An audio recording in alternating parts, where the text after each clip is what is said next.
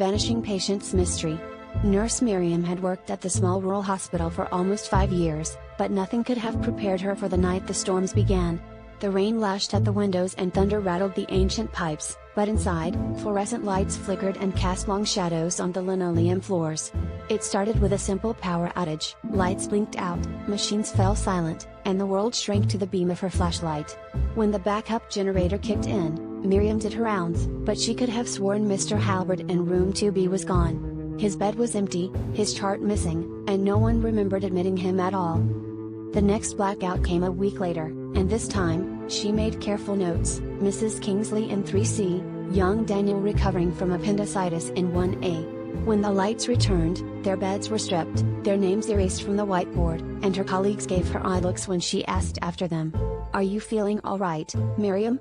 Dr. Patel asked, concern in her eyes. "We've never had a Mrs. Kingsley admitted here." Miriam's hands shook as she found her own notes vanishing from her clipboard, the ink fading like breath on glass. Desperate for answers, Miriam stayed late on a night when storms threatened again. She listened as the wind howled and braced herself as the hospital plunged into darkness.